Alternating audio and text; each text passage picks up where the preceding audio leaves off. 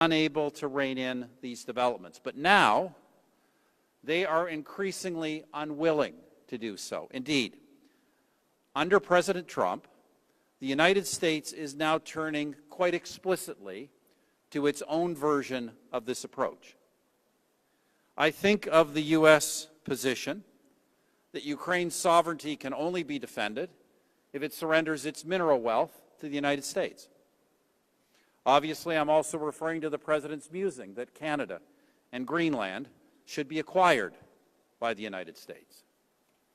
As a Canadian, I must say that I find this a shocking development. My country has long been the deepest and most balanced economic and security partner of the United States, of any, frankly, the most integrated economic and security partner of any the United States has anywhere in the world.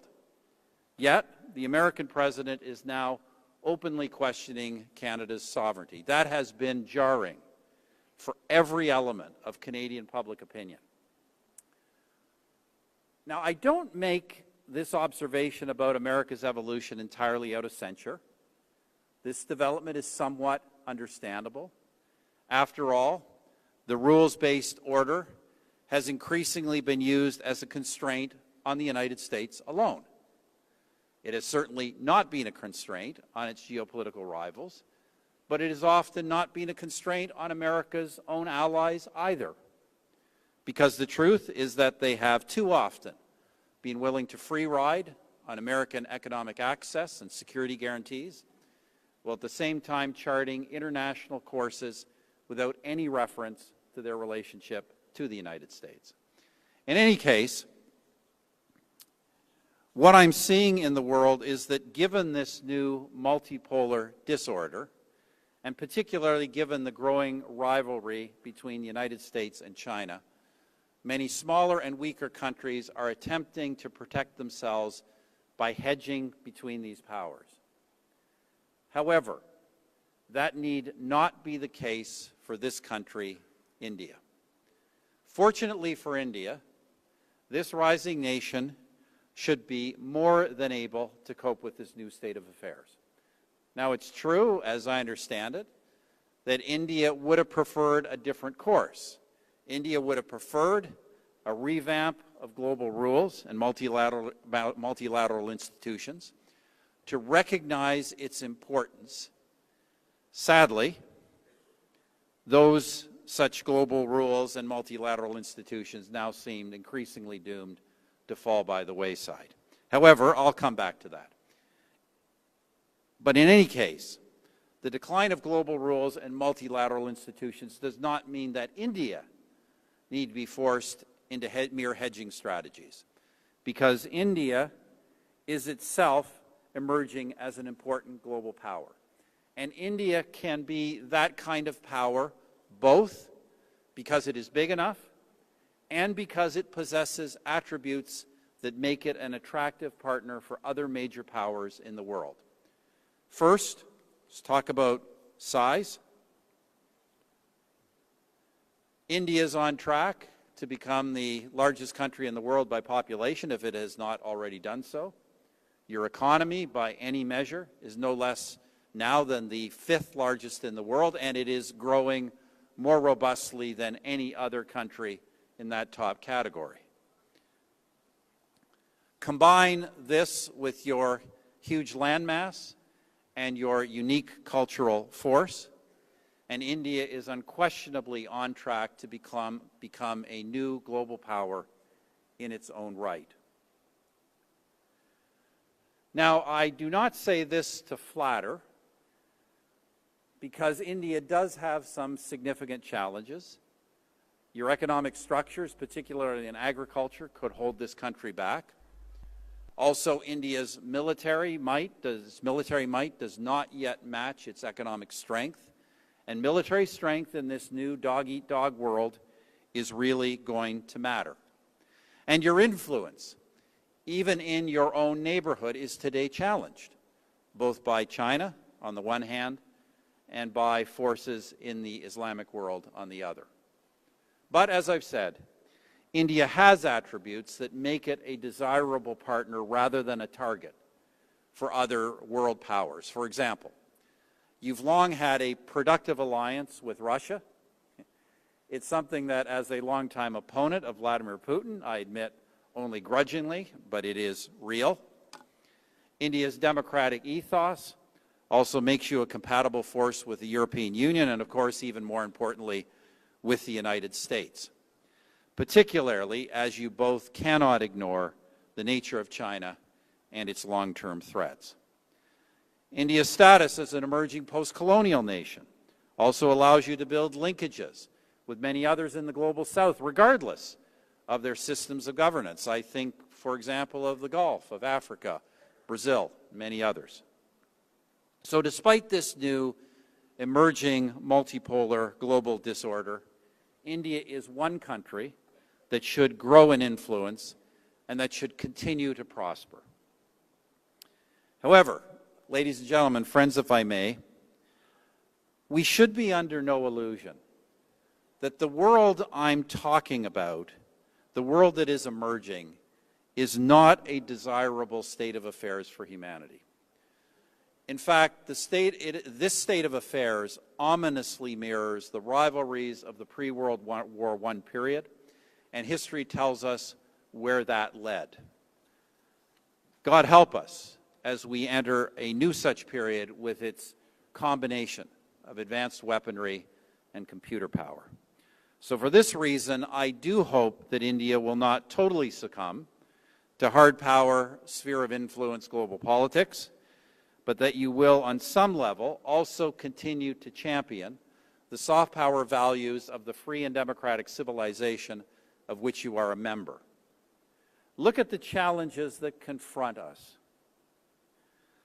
The need for continued global growth and prosperity, energy and climate, pandemics and human health, sustainable development goals, and of course, peace and security. I put it to you that none of these things will do well over time if the world is left only with spheres of influence and deals between strongmen. On all those matters, humanity will need an enlightened voice from an India that is both free and democratic and imbued with an understanding of the needs of the people of the global south. In fact, no one will be better positioned, no country will be better positioned to be that civilized voice for broader human interests than India. The West today is unable to do so. It has been through a period of profoundly weak leadership. It has seen Western powers gravitate between nihilistic self-censure and haughty moral lecturing. In that regard, the strongman approach of Trump, with all its downsides, is probably a necessary corrective. Let's hope, however, that it is a short-term one, because America is still the world's preeminent power by multiple measures, and the world needs America to be strong, yes, but also to be idealistic. In the meantime, however, this country, India, is one of the few that is experiencing both strong leadership and a positive forward direction. One of the very few. I go around the world, this country is exceptional in that regard right now.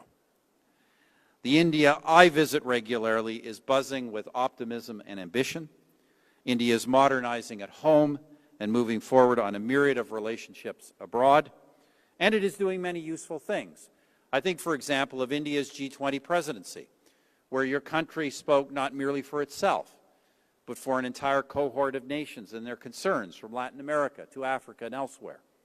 I still believe that India's rise as a free and democratic power, while distinct from the West, has the potential to lead to an Asian century, not an Asian century in the communist Chinese style of coercion and disruption, but an Asian century of benevolent cooperation and collaboration.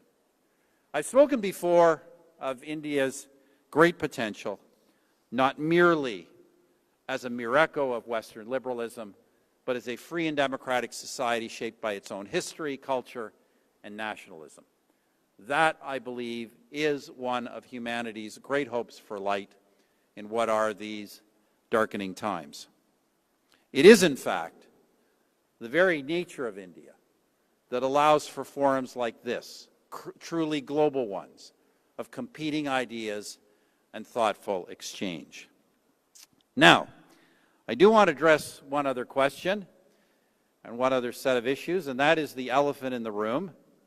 And this is not an Asian elephant or an African elephant. This is a Canadian elephant. I'd also hope that my own country, Canada, will reestablish benevolent and productive relations with yours. As Prime Minister, I put a lot of effort into revitalizing our relationship. During the administrations of both the late, great Manmohan Singh and, needless to say, the dynamic Narendra Modi. There are so many ways in which Canada and India are both compatible and complementary. Both the prime ministers that I dealt with understood that. And frankly, I have been heartbroken to watch the steady deterioration of this relationship under my successor. I don't think I entirely understand why that is, and I am certainly in no position to evaluate the accusations that have been made. Suffice it to say this, that when I was in office, my government understood, and we understood without any nuance, that the vast majority of Canadians generally, and the vast majority of Indo-Canadians specifically, do not align themselves with people who would wish to see the division of India, this great country.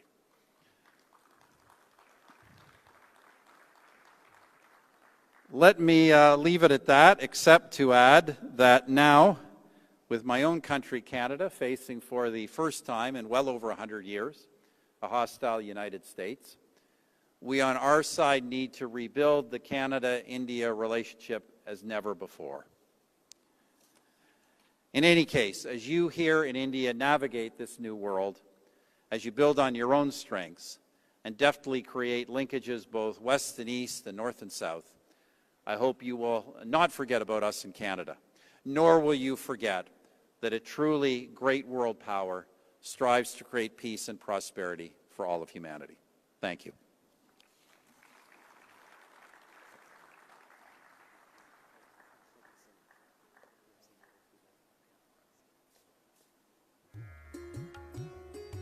Thank you very much for that address, Prime Minister Harper.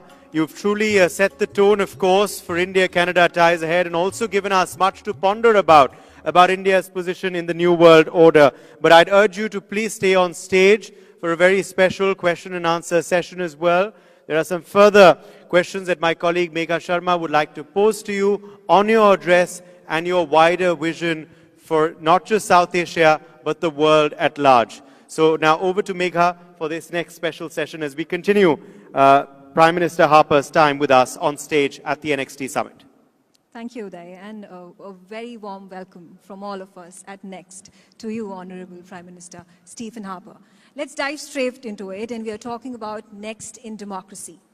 How important is it for one of the oldest and the largest democracies, whether it is talking about Canada and talking about India, to work together in this multipolar world than to be drifting apart as we see in the current state of affairs?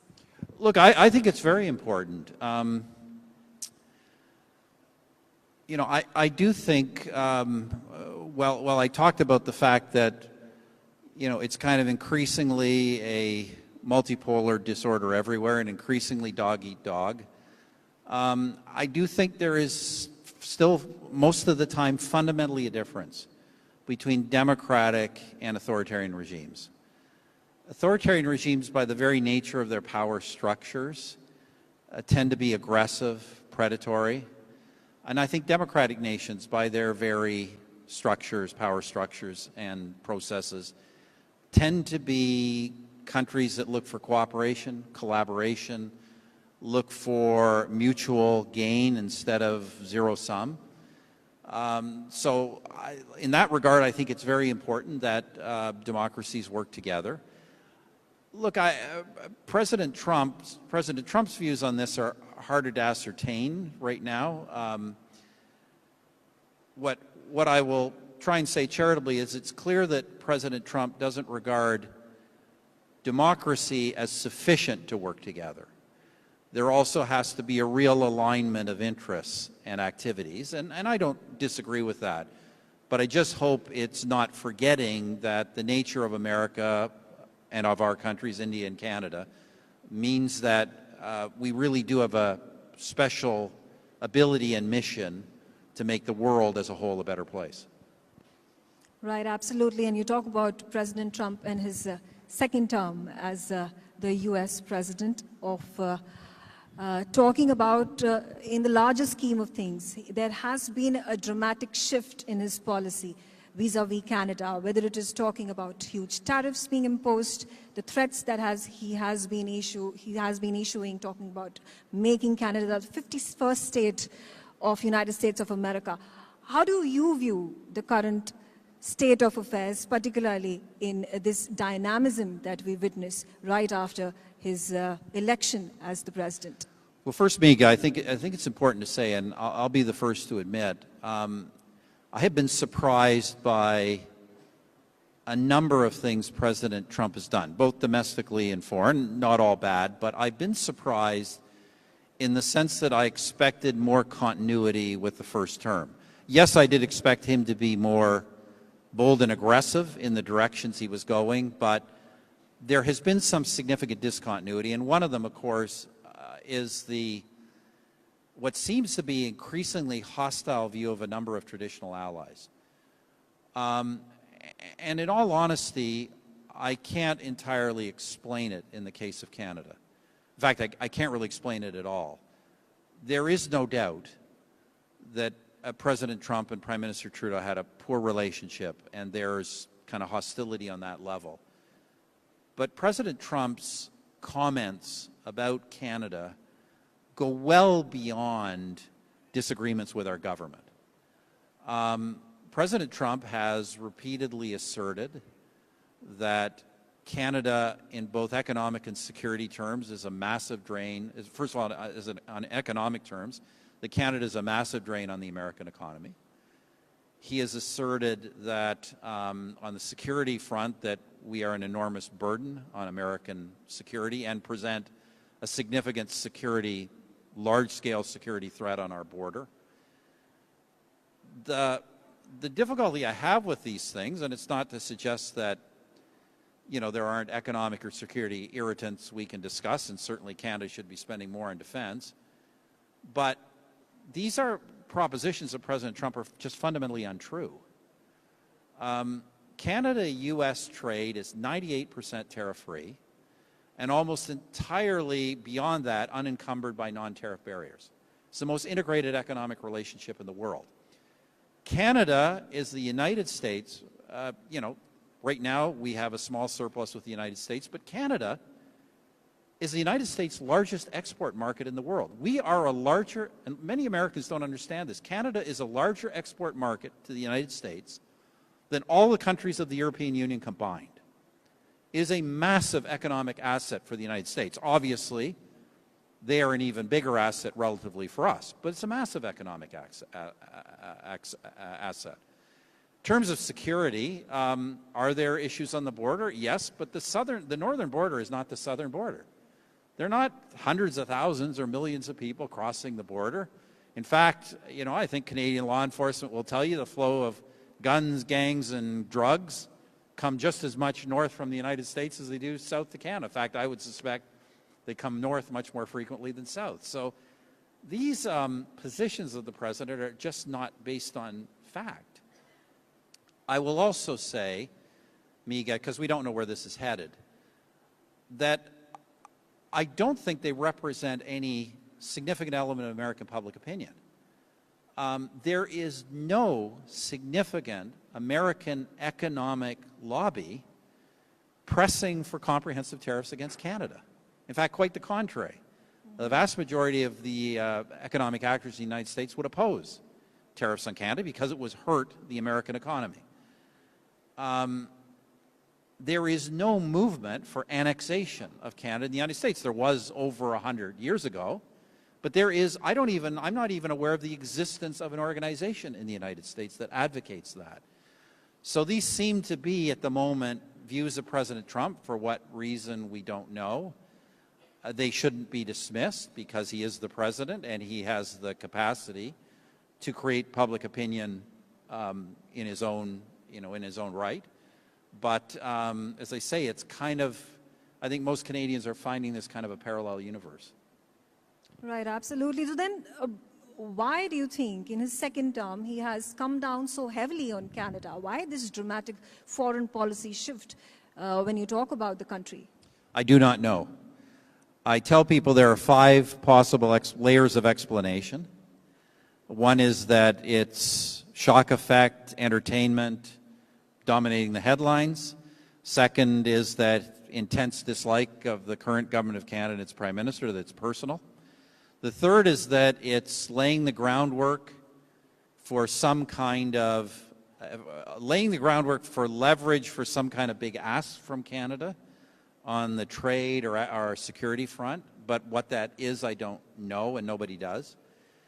The fourth explanation is that he is actually an ideological protectionist who believes that economic activity should be moved to the United States, even if it's mutually beneficial to trade. And the fifth explanation, that he is actually an annexationist who would like to create the largest contiguous empire in the history of humanity by getting Canada and Greenland to be part of the United States. I tell people I think it's all of these things.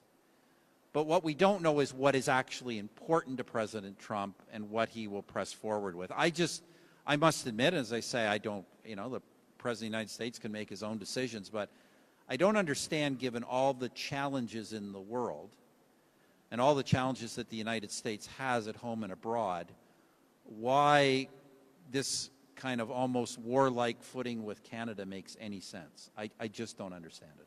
And what do you think are going to be the political implications domestically for Canada, because elections are looming? Yeah, look, political implications are already enormous. And really ironic, because if Mr. Trump, as we all know, intensely dislikes the current government, he's actually put them back in the game politically. The entire issue set has changed. The entire issue set in Canada up until a few weeks ago was the poor performance of the Canadian economy, frankly, very poor performance of the Canadian economy. We have declining living standards in the average Canadian household, and a lot of hostility to the government about that economic performance and about cost of living factors. Now, I'm not saying those issues have gone away, but they're not much more now in the realm of the greater economic and national threat to the country's future itself. And by definition, when a country is under that kind of a threat, there tends to be some rallying to the incumbent government. It becomes more difficult for opposition parties to attack the current government on day-to-day management. So whereas, to be blunt, 2 months ago, we would have had a almost certainty that the current government would be defeated in the upcoming elections, which we expect very soon. Now, I think we expect it to be a close election. I still think my party, the opposition Conservative Party, will win, but that is not a foregone conclusion the way it was a few weeks ago. That's interesting. And also, like you said, there have already been so many problems. For years together, the Canadian GDP has been tumbling. You're speaking about the standard of living. Grocery rates have been skyrocketing. People are complaining. And this was the case under the Trudeau government. How do you think, as you said, there may be implications with Trump administration coming and attacking Canada. Economic policies are then going to be impacted heavily. But how does the average Canadian think and react to all these developments? I think at first there was some of this, the first kind of tweets the president did on this, calling Justin Trudeau the governor of the 51st state, saying that, our great famous hockey star Wayne Gretzky should become the new governor. I think people thought this was kind of a joke and really directed at Mr. Trudeau. And let's remember, Mr. Trudeau is so unpopular that his own party just basically removed him from office. But the truth is that the president's statements on this have been they're impossible to dismiss as a joke. the president has repeatedly made the case now of why, not just why Canada should be part of the United States and why Canada should not exist. As I say, he has accused Canada of being an economic drain. He has accused Canada of being a security risk to the United States. And he has further even gone so far as to say that the tariffs he threatens to put on Canada, 25% across the board. By the way, important to realize, putting a 25% across the board tariff on Canada would be a complete abrogation of the tariff-free trade agreement President Trump himself signed with Canada. And he has been saying that he will do this, and that part of the reason for doing it is to force Canada economically to join the United States. So these are the actual statements he's been making. So I think, Miga, it's gone way beyond something we can just dismiss as a joke. Now, look, I've told Canadians to be calm. The president has threatened many things he hasn't done. He backed off 25% tariffs a month ago. He says he's going to do them this month. I don't know. We obviously have to be prepared. But as they say, let's not panic until we see what actually happens. Let's have plans, but let's not panic. And let's let's retain a respectful discourse with the United States. The reality is, notwithstanding whatever is driving President Trump, the United States are great friends, partners, and allies. Our peoples are very close. And it is not in our interest to escalate this. It's our interest to, deal with whatever does have to be dealt with. We're very unclear what that is, but find a productive way forward. So, be prepared, but be prepared for the worst, but don't contribute to it. Okay, thank you, Prime Minister Harper. There are a lot of members from the audience who would like to ask you a lot of questions. So let's open the floor for our guests. Can we have the first question? Yes. Yes, sir.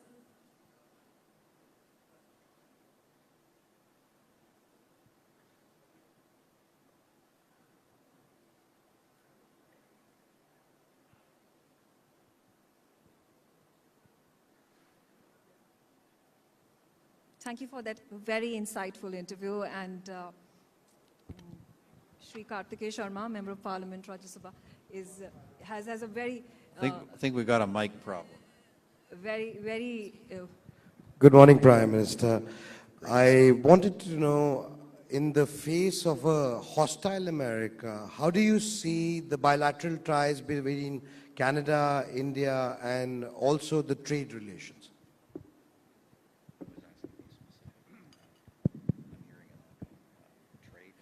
Yeah, trade in Canada. Indian Canada. Look, I believe... Trade between, trade yeah, between look, India and Canada. I believe very strongly that Canada and India need to deepen their economic relationship. When I was in office, we were successful in negotiating a social security agreement, also a nuclear cooperation agreement. We had started discussions on foreign investment protection and promotion agreement, and we'd even had some preliminary discussions on a trade agreement. So I think there's a universal agreement in Canada that we would like to deepen our both investment and trade flows with India. That has been happening, not happening at the rate it should be happening, in my opinion, given the complementarity of our economies, but that has been happening, and I certainly think now it's an imperative. I mean, obviously, given the overwhelming majority of our trade that goes to the United States, it's now more important than ever that Canada diversify its trade, and India is a logical place for that to happen. Yes, Prime Minister Tony Abbott would actually like to ask that question. Sabri, could we get that mic over here, please, quickly?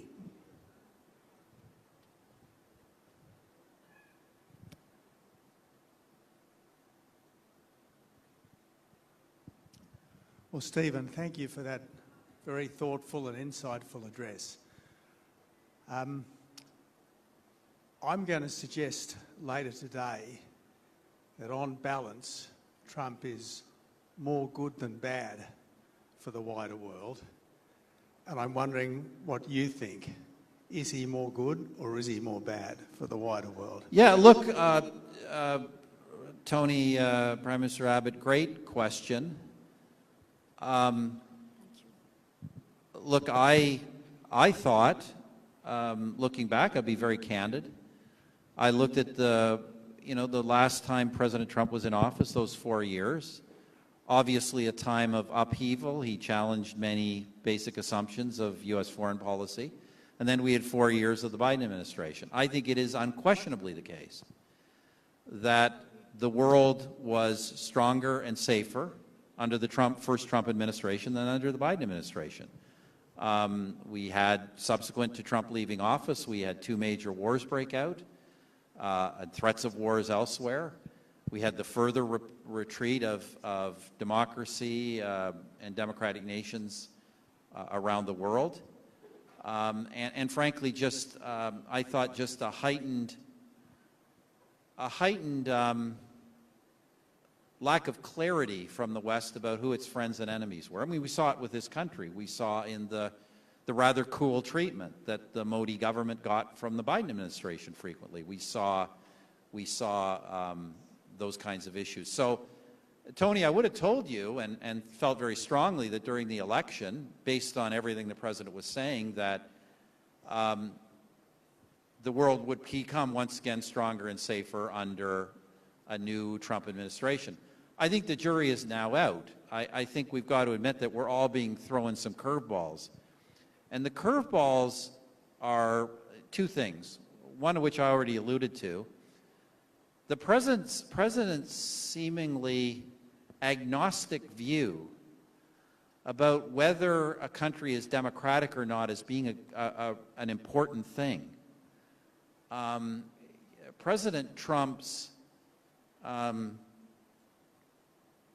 willingness to make nice with Russia, with Turkey, and others, while at the same time launching attacks on Canada, Denmark, others, I think raises real red flags.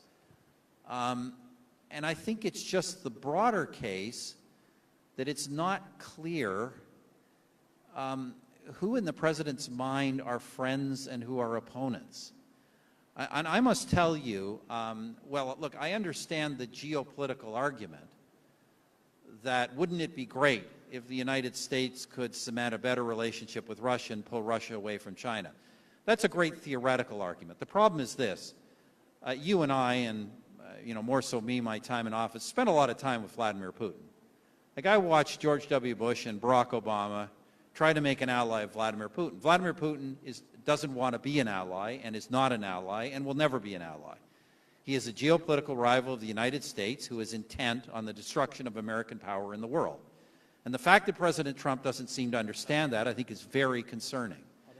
The fact that President Trump wants, as I said earlier, democratic allies to pony up, put real resources on the table, participate with the United States, make concrete contributions to shared values and shared goals, as the Israelis have done, frankly, as your government in Australia has often done, and some other allies have done. That's understandable. But as I say, just gratuitous attacks on countries like Canada and Denmark are incomprehensible. Denmark, Greenland. The United States has military bases in Greenland. The Danes are completely in cooperation with the Americans on these issues. Why are they attacking a Danish territory? It makes no sense. So I think, Tony, this it's possible this will sort itself out and the president's overall objectives will become clearer. But I have to say at the moment that he has created, I think, far greater uncertainty. First of all, economic uncertainty around the world. You're starting to see markets get jittery. And more importantly, I think he's created really serious uncertainties in a range of capitals, not just in Europe, but also now in the Asia-Pacific. Real uncertainty about whether the United States is really committed to kind of a global security alliance with other democratic nations around the world. Perhaps that'll be corrected, but right now I think it is in serious doubt. Sauri, there are more questions that our members of audience want to ask. Prime Minister, thank you for an excellent talk and your question-answer session. May I ask one more question in relation to what you just said in your comments? Is seeing that India and Canada are both middle power countries, what are the, especially in this multipolar world, what are the key areas of collaboration that you see between other democratic multipolar countries beyond the obvious keys of technology, let's say, trade, etc.? What can you see beyond that with the other middle power democratic countries? Well, if there is to be a global democratic security alliance, there is no reason why India and Canada can't be more robust participants in that. When I was Prime Minister, we greatly strengthened security collaboration between the security agencies of our two countries. Collaboration, contact became very regular. It wasn't Five Eyes regular, but we had elevated it significantly. You know, India has since become engaged in the Quad. Canada has not become engaged in those Asia-Pacific and Indo-Pacific exercises. It should. I think under a new Conservative government it would. So certainly on the security front. The economic front, obviously trade, but, you know, more important than trade is just the greater security that provides both our countries. Canada has, as you know, immense mineral and energy resources that India wants. Canada is not today in a position to export those. It should be. That is a link that could be built, and likewise Canada could use the diversification of its market, particularly given the current troubles with the United States. So that economic partnership could be not just more fully developed, but developed in a way that really bolsters the securities of both our countries and of our allies. Finally, we could really and should really greatly enhance the people-to-people links. As you know, we now have, I think it's getting close to 2 million Canadians of Indian background. Many come back here not just to visit, but to do business. There are growing linkages. I will give the government of Prime Minister Modi great credit for not disrupting those people-to-people ties, given the current coolness between the governments. But we should be building those. And look, let me be very blunt on the Canadian side. On the Canadian side, as I said in my remarks, Canadians generally and Indo-Canadians specifically are overwhelmingly supportive of this country's unity and of our ties to this country. And it is about time that all political parties and politicians in Canada made building those people-to-people ties that represent the vast majority of our peoples the priority, and not the priority of building relations with Khalistanis. When I was Prime Minister, it was very clear to anyone in my government there was to be no interaction with Khalistanis in Canada. They are a fringe minority of the Canadian population. They are injurious to good relations between our countries. And that should be put aside. In Canada, you have a right to be a Khalistani. It's a democratic opinion. But it should not be infiltrating our governing party, and it should not be inhibiting good people-to-people relations between India and Canada. Thank you. Thank you so much, Prime Minister Harper, for this wonderful, insightful session. Unfortunately, that's all the time that we have. A huge round of applause for Prime Minister Thank you. Stephen Harper.